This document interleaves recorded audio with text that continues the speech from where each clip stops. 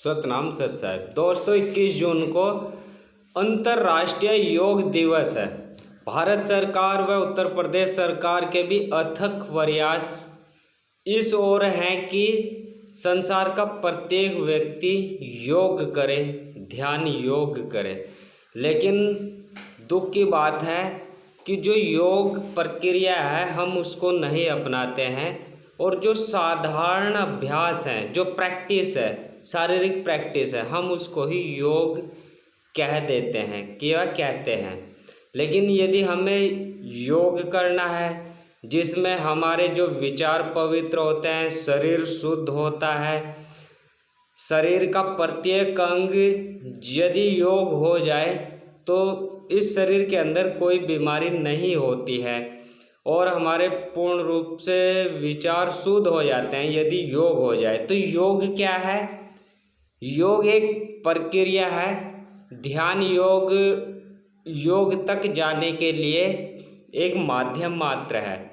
तो योग होता है 1 + 1 = 1 हो जाना, अर्थात द्वैत से अद्वैत होना योग कहलाता है। यहाँ पर पुरातन काल में आत्मा प्लस परमात्मा के मिलन को भी योग कहा है।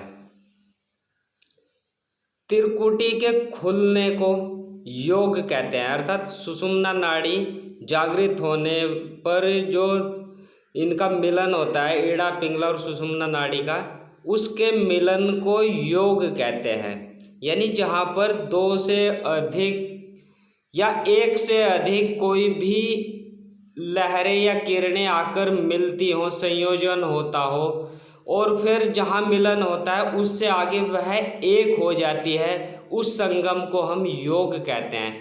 तो जिस साधक के शरीर के अंदर या योगी के शरीर के अंदर ईड़ा पिंगला नाड़ी खुल करके सुषुम्ना नाड़ी जागृत होती है, अर्थात फिर ईड़ा और पिंगला का कोई नामो निशान नहीं रह जाता, केवल सुषुम्ना नाड़ी ही रह जाती है, तो उस साधक को हम योगी कहते हैं और उस प्रक्रिया को योग कहते हैं जिसमें सुषुम्ना नाड़ी पूर्ण रूप से क्रियाशील होती है।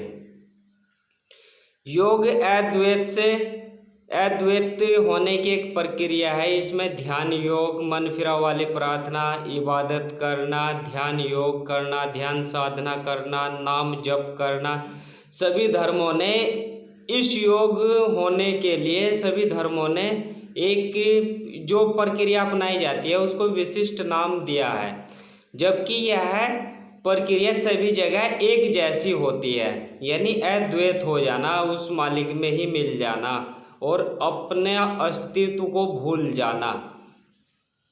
योग जब योग हो जाता है तो योग वियोग वाली प्रक्रिया होती है फिर, यानी वहाँ पर जब आत्मा और परमात्मा का मिलन हो जाता है, द्वैत से अद्वैत हो जाते हैं, तो वहाँ पर वियोग संसारिक वस्तुओं का या संसारिक संबंधों का, संसारिक रसों का, आनंदों का वियोग हो जाता है। तो जहाँ इस तरह का वियोग हो जाता है वहीं महायोग होता है।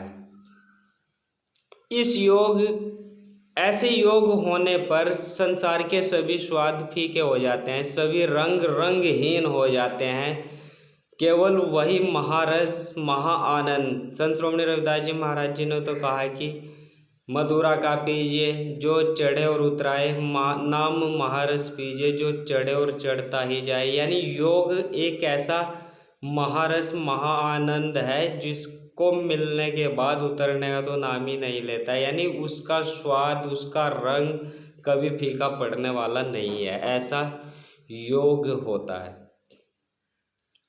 योग ध्यान योग ही नहीं है, वरना एक घटना घटित होती है।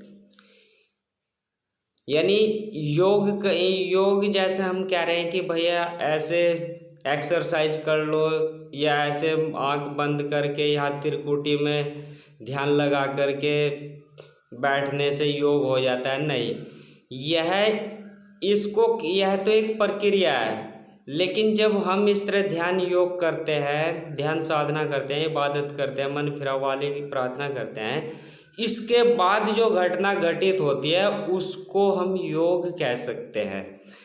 तो आइए 21 जून को अंतर्राष्ट्रीय योग दिवस है। इस अवसर पर हम जो योग की साधारण परिभाषा को अपनाते हैं जीवन में, उसको न अपनाकर जो योग की प्रक्रिया है हम उसको अपनाएं। जो योग के द्वारा एक घटना घटती है उसको अपने शरीर के अंदर घटित करें। योग के द्वारा यह संपूर्ण विश्व एक वसुधैव कुटुंबकम आपको लगेगा। तो आइए इस ओर बढ़े और जो योग का लक्ष्य है, उद्देश्य है, उसे प्राप्त करें। सतनाम सत श्री अकाल।